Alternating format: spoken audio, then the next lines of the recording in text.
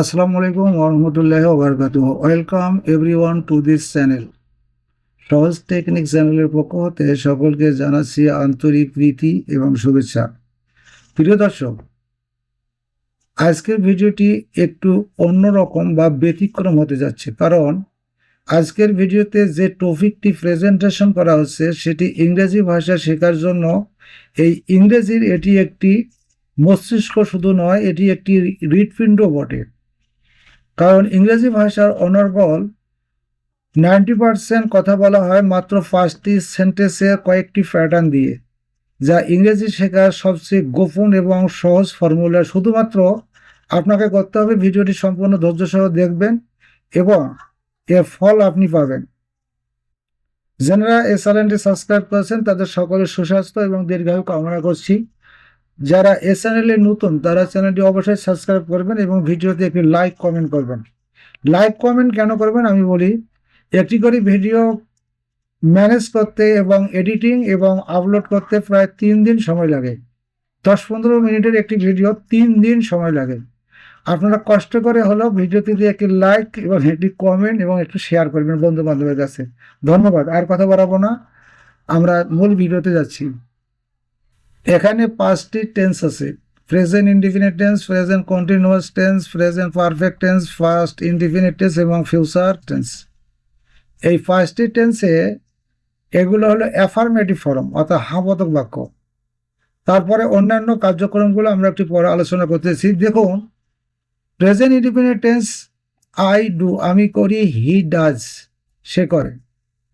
আমরা একটি টেন্সকে এর গঠন প্রণালীকে জানার আগে আমরা ওই টেন্সের বাংলা বাক্যের ক্রিয়া রূপটি কেমন হবে এটা আমাদেরকে জানতে হবে। যতক্ষণ পর্যন্ত বাংলা বাক্যের ক্রিয়ারূপ আমরা জানবো না, অতক্ষণ পর্যন্ত ওটা কোন টেন্সের বাংলা বাক্যের ক্রিয়ারূপ, যতক্ষণ এই বিষয়টা জানবো না অতক্ষণ আমাদের টেন্সের ইংরেজি গঠন প্রণালী করে কোনো লাভ হবে বলে আমি মনে করি না। এটা হবে অরণ্যের রোদন, নিষ্ফল আবেদন। আমরা তো এক বচন বুঝি, একজন ব্যক্তি বুঝি। এই এক বচনটিকে 3 ভাগে ভাগ করা হয়েছে। একটা হলো আই দিয়ে অর্থাৎ আমি, একটা হলো ইউ দিয়ে অর্থাৎ তুমি। এই আমি আর তুমি অর্থাৎ আই ইউ ব্যতীত এ জগতে যতগুলো এক বচনের সাবজেক্ট হবে, সেটা নাউন হোক অথবা প্রোনাউন হোক, সেটা হতে পারে হি, শি, ইট, দিস, দ্যাট, করিম, রহিম, যে কোনো হতে পারে। এইগুলো হলো third person singular number I U ব্যতীত। এই আই ইউ ব্যতীত যদি কোনো থার্ড পারসন সিঙ্গুলার নাম্বারের সাবজেক্ট প্রেজেন্ট ইনডিফিনিট টেন্সে বসে, সেক্ষেত্রে মূল ভার্বের সাথে এস অথবা ইএস যুক্ত হবে। এটা আমাদের একটা পুরাণ পড়া। তারপরে বললাম, এখন আই ডু আমি করি, হি ডাজ সে করে। খেয়াল রাখতে হবে বাংলা বাক্যের ক্রিয়ারূপটি কেমন আছে। যেমন আমি করি, আমি ধরি, আমি বলি, আমি নাচি, আমি লিখি, আমি পরীক্ষা দেই, আমি সাঁতার কাটি, আমি উড়ি, এই ধরনের। সে করে, সে লিখে, সে দৌড়ায়, সে হাঁটে, সে নাচে, সে গায়, এ ধরনের সেন্টেন্সগুলো হলো প্রেজেন্ট ইনডিফিনিট টেন্স। শুধু প্রেজেন্ট ইনডিফিনিট টেন্স নয়, এগুলো অভ্যাসগত। এগুলো আমরা কিন্তু এই মুহূর্তে করতেছি না, এইগুলো প্রায় আমরা করে থাকি। এই জন্য এটা present indefinite tense, affirmative form. এখন এই আই ডু বা হি ডাজ এটিকে আমরা ট্রান্সফার করব প্রেজেন্ট কন্টিনিউয়াস টেন্সে, যে সেখানে এর গঠন প্রণালীটা কেমন হয়। আই আছে, ইউ আছে, হি আছে, এগুলো কিন্তু সাবজেক্টের কোনো পরিবর্তন হয়নি, কিন্তু এখানে নতুন করিয়া আসলো এম, ইজ, আর। কেন আসলো? প্রেজেন্ট কন্টিনিউয়াস টেন্সে am, is, are auxiliary verb হিসেবে আসবেই। সাবজেক্টের পর এম বসবে, এম শুধু আই এর সাথে বসবে, ইজ বসবে থার্ড পারসন সিঙ্গুলার নাম্বারের সাথে, যেটা একটু আগে বললাম, আর বসবে ইউ এর সাথে এবং অন্যান্য প্লুরাল নাম্বারের সাথে।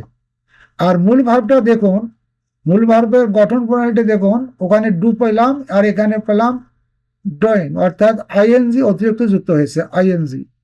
এখানে শুধু ডু নয়, এখানে যত হাজার ভার্ব বসবে মূল ভার্ব, প্রত্যেকটির সাথে প্রেজেন্ট কন্টিনিউয়াস টেন্সের প্রত্যেকটি ভার্বের সাথে আইএনজি যুক্ত হবে।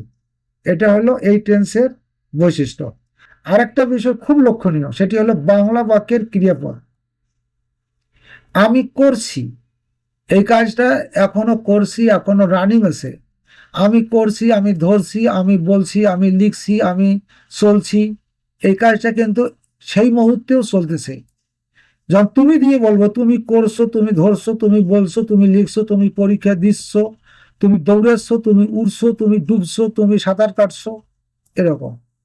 সে করছে, সে বলছে, সে লিখছে, সে দৌড়াচ্ছে, সে হাঁটছে, সে দেখছে, এ ধরনের বাংলা বাক্যের ক্রিয়াপদগুলো হবে প্রেজেন্ট কন্টিনিউয়াস টেন্স।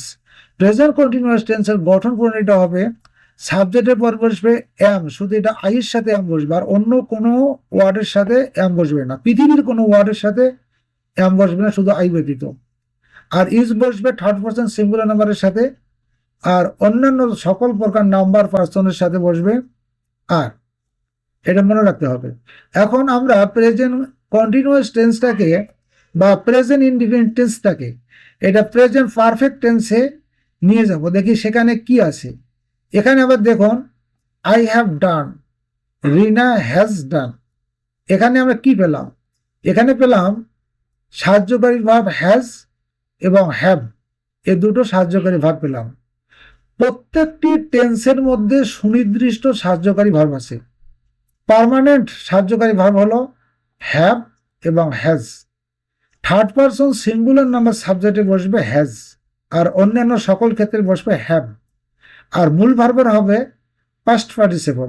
যেমন আমরা ডু পড়েছি প্রেজেন্ট ইনডিফিনিট টেন্সে, এখানে আছে ডান। আমরা অনেকে জানি ডুটা হলো প্রেজেন্ট ফর্ম, আর ডিড হলো পাস্ট ফর্ম, আর ডান হলো পাস্ট পার্টিসিপল, অর্থাৎ ভার্বের থ্রি ফর্ম। পারফেক্ট টেন্সের মূল ভার্ব অবশ্যই পাস্ট পার্টিসিপল হবে, ভার্বের থ্রি ফর্ম হবে, এটা মনে রাখতে হবে। সাবজেক্টের পর হ্যাভ হবে অথবা হ্যাজ হবে। শুধুমাত্র থার্ড পারসন সিঙ্গুলার নাম্বারে হ্যাজ, আর সকল পার্সন সকল নাম্বারে হ্যাভ, মূল ভার্বের পাস্ট পার্টিসিপল। এখন মূল বিষয়টিতে আসি, সেটি হলো বাংলা বাক্যের ক্রিয়ারূপটি। যেমন আমি করেছি, আই হ্যাভ ডান, আমি করেছি। রিনা হ্যাজ ডান, রিনা করেছে। আমি করেছি, আমি ধরেছি, আমি গিয়েছি, আমি চলেছি, আমি এসেছি, আমি উড়েছি, আমি ডুবেছি, আমি দেখেছি। এই ধরনের যত প্রকার বাংলা বাক্যে ক্রিয়ারূপ পাবো সবগুলো হবে প্রেজেন্ট পারফেক্ট টেন্স। আর প্রেজেন্ট পারফেক্ট টেন্সের সাবজেক্টের পর বসবে হ্যাভ অথবা হ্যাজ, মূল ভাবে হবে ফার্স্ট পার্টিসিপল। আমরা যখন একটা প্রেজেন্ট ইনডিফিনিট টেন্স বা এই প্রেজেন্ট পারফেক্ট টেন্সকে যখন আমরা ফার্স্ট ইনডিফিনিট টেন্সে নিয়ে যাব, তখন দেখুন এর রূপটি কেমন হবে। Past indefinite tense, past indefinite tense খুব সহজ। সাবজেক্টের পর মূল ভার্বের হবে টু ফর্ম, অর্থাৎ পাস্ট ফর্ম। এটা কোন সাবজেক্ট হবে, কোন নাম্বার হবে সেটা দেখার বিষয় না, সকল পার্সন সকল নাম্বারে মূল ভার্বের পাস্ট ফর্ম হবে। এখানে ডুর পাস্ট ফর্ম হলো ডিড। পাস্ট ইনডিফিনিট টেন্সের বাংলা রূপটি দুইভাবে লেখা যায়।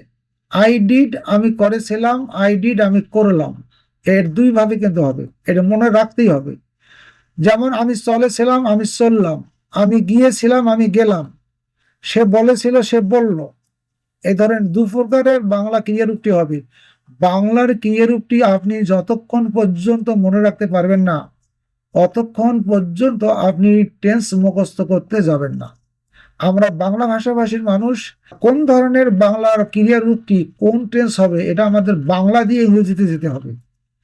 আমাদের ইংরেজি টেন্সের গঠন প্রণালী মুখস্থ করব আর বাংলা জানবো না, এটা কিন্তু হতে পারে না, এটা কখনো হতে পারে না। এই জন্য বাংলা বাক্যের রূপটি আমাদেরকে জানতে হবে। দেখুন এই সেন্টেন্সটিকে আমরা ফিউচার ইনডিফিনিট টেন্স করব। Future indefinite tense I do, শুধু মিডিলে বসবে উইল। উইল হলো ফিউচার ইনডিফিনিট টেন্সের পার্মানেন্ট একটা অক্সিলারি ভার্ব উইল। সাবজেক্ট কি আছে সেটা দেখার বিষয় নয়, কোন পার্সন কোন নাম্বার আছে। সাবজেক্টের পর উইল বসবে, আর মূল ভার্ব হবে প্রেজেন্ট ফর্ম, ওয়ান ফর্ম। আর কাজটি হবে ভবিষ্যৎকালে, করব, আমি করব, আমি ধরব, আমি যাব, আমি খাবো, আমি দেখব, এই ধরনের আর কি। আমরা এই স্ট্রাকচারটি আবার নেগেটিভ ফর্মে যাব, সেখানে present indefinite tense, present continuous tense, present perfect tense, past indefinite tense এবং ফিউচার ইনডিফিনিট টেন্স, এই পাঁচটি টেন্সকে আমরা নেগেটিভ করব। নেগেটিভ করতে গেলে শুধু একটি সিক্রেট একটি বিষয় মনে রাখলেই যথেষ্ট। নট প্রত্যেক যে টেন্সের ওই পার্মানেন্ট অক্সিলারি ভার্ব আছে। প্রেজেন্ট ইনডিফিনিট টেন্সের অক্সিলারি ভার্ব হলো ডু অথবা ডাজ। যখন subject third person singular number হবে তখন হবে ডাজ, অন্যান্য ক্ষেত্রে হবে ডু। এই পার্মানেন্ট অক্সিলারি ভার্বের পর নট বসাতে হবে, হলে এই সেন্টেন্সগুলো নেগেটিভ হয়ে গেল। দেখুন, আই ডু নট ডু, এই ডু কিন্তু মূল ভার্ব, আই ডু মানে আমরা করি, এই ডু কিন্তু ওই ডু, আর এই ডু হলো অক্সিলারি ভার্ব, এই ডু হলো অক্সিলারি ভার্ব, ডু নট এটি হলো অক্সিলারি ভার্ব, নট হলো অ্যাডভার্ব। যাই হোক, এখানে যদি হি থাকতো তাহলে ডাজ নট হতো। দেখুন এখানে আমরা প্রেজেন্ট কন্টিনিউয়াস টেন্সের পেয়েছি am is are auxiliary verb, এখানে এম এর পর হয়েছে নট, ইজ এর পর হবে নট, আর এর পর হবে নট। প্রেজেন্ট পারফেক্ট টেন্সে হ্যাভ হ্যাজ আছে, তারপর হবে নট।